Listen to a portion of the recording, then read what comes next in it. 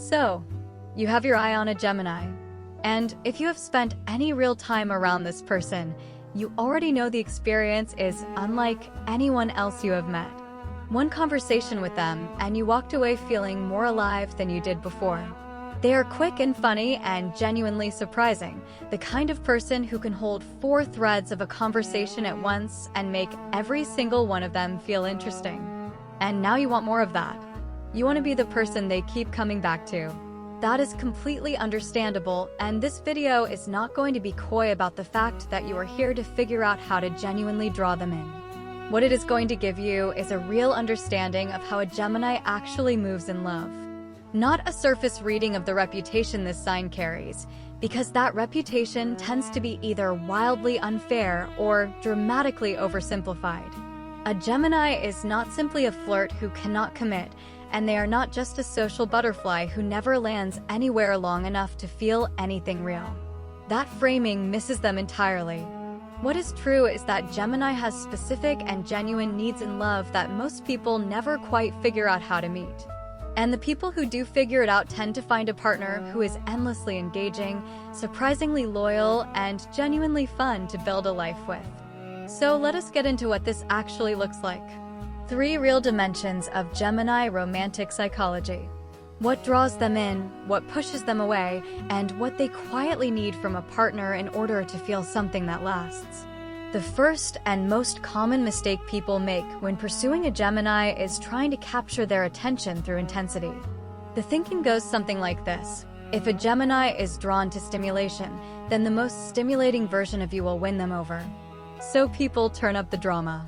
They manufacture emotional stakes.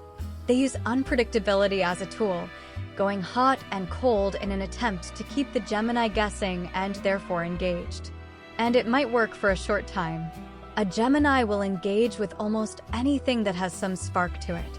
But intensity as a strategy has a short shelf life with this sign, and here is why. Gemini is a mutable air sign, ruled by Mercury, the planet associated with communication, thought, and the exchange of ideas. That combination means a Gemini's native experience of the world is fundamentally mental. They process through language. They connect through conversation. They find meaning through the movement of ideas between people. What genuinely holds their attention is not emotional intensity, it is intellectual aliveness. There is a real difference. Intensity demands something from them. Intellectual aliveness gives them something. And a Gemini, when they are genuinely engaged, is not being drained. They are being fed. What this means practically is that the most attractive thing you can bring to a Gemini is a genuinely interesting mind. Not performed intelligence, real curiosity, real opinions you have actually thought through, real enthusiasm for subjects you find genuinely fascinating. A Gemini can tell almost immediately whether someone is thinking or whether someone is performing thinking. And performed intelligence is one of the least interesting things in the world to them. So the concrete thing to do here is this. Before you spend time with your Gemini, think about something you actually find interesting and be ready to talk about it with real enthusiasm. Not to impress them, because you genuinely love the subject and you want to share it. That authentic spark of curiosity is more magnetic to this sign than any amount of strategic mystery or manufactured tension. The second mistake people make with Gemini is trying to slow them down. When someone feels deeply drawn to a Gemini, there is often an instinct to try to create stillness around them, to build routines, to establish consistency so quickly and firmly that the Gemini cannot drift. And that instinct, while understandable, tends to produce the exact opposite of what you want. A Gemini who feels pinned down before they are ready does not settle. They find a way out.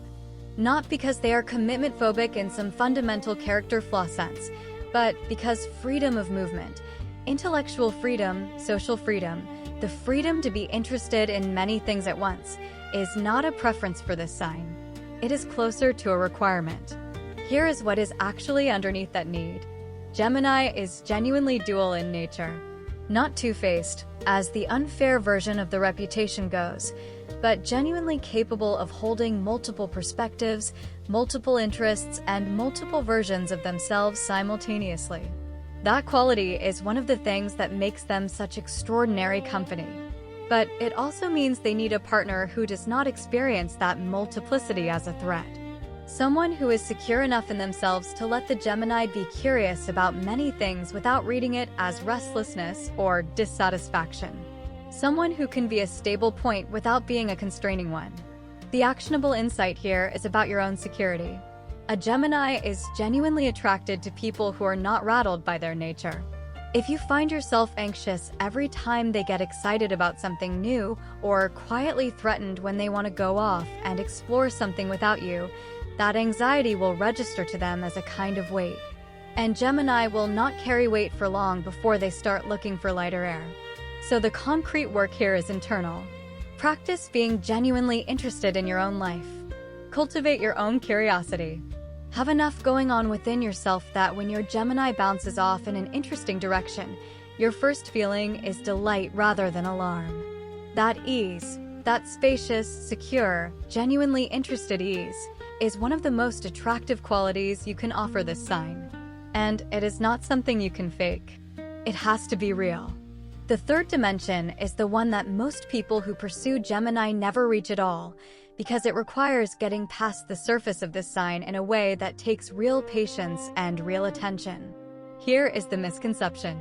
Because Gemini is so socially fluid and so consistently entertaining, people often assume they are entirely comfortable emotionally, that they do not need depth, that they prefer everything to stay light and breezy and intellectually engaged without ever getting into anything that requires genuine emotional presence. And so people never go there with them. They keep things fun and stimulating and never quite push past the brilliant surface conversation into something that actually means something.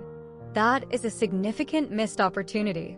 Because underneath all of that quicksilver wit and social ease is someone who genuinely longs to be known.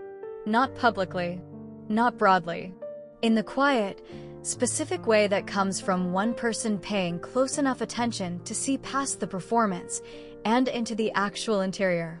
Gemini talks a great deal, but talking and being heard are not the same thing. Talking and being truly understood are not the same thing. And a Gemini who finds someone who can hold a real conversation and also hold space for something more vulnerable underneath it, that person becomes remarkable to them in a way that is hard to shake. The reason this tends to stay hidden is that Gemini processes vulnerability through language too. They are not going to hand you their soft interior directly. They will circle it. They will approach it sideways through a story or a joke or a hypothetical that is actually about something real. Your job is to notice when that is happening, to slow down just enough in those moments to receive what is actually being offered, not to analyze it or name it in a way that makes them feel exposed. Just to meet it with equal honesty. Share something real in return. Let the conversation go somewhere that actually matters without making a big production of the fact that it is going somewhere that actually matters. The concrete thing to practice is this. The next time your Gemini says something that feels like it might be about more than it appears to be, stay with it. Ask a genuine question. See where it goes. That willingness to go beneath the surface, gently and without forcing, is what separates a passing fascination for this sign from something they genuinely cannot stop thinking about. When you hold all three of these pieces together, a very clear picture forms. A Gemini in love is not searching for someone to contain them or slow them down or anchor them to one fixed point. They are searching for someone who can keep up. Someone whose mind is genuinely alive.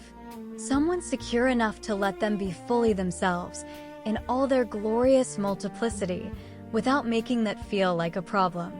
And someone patient and perceptive enough to find the real person underneath the brilliant social surface and value what they find there. That is a specific kind of person. And if you are genuinely that person or genuinely willing to grow toward being that person because it reflects something true about who you are, then what you can offer a Gemini is something they find genuinely rare. Because most people either get dazzled by the surface and stay there, or they get threatened by the complexity and try to simplify it. The ones who stay and go deeper, those are the ones a Gemini holds on to. The ones who become, over time, the most important person in the room. There is no formula that guarantees this. Gemini is perceptive enough to see through formulas faster than almost any other sign. What they respond to is what is real. So show up real. Bring your actual mind and your actual curiosity and your actual security. Let them lead sometimes. Follow them somewhere unexpected. And trust that if this connection has genuine substance, a Gemini will feel it clearly and will not walk away from it lightly. What is the moment you realized your Gemini was more than just the brilliant, charming surface? Was there a conversation that shifted something? A moment where you saw past the wit into something quieter and more real? Drop it in the comments.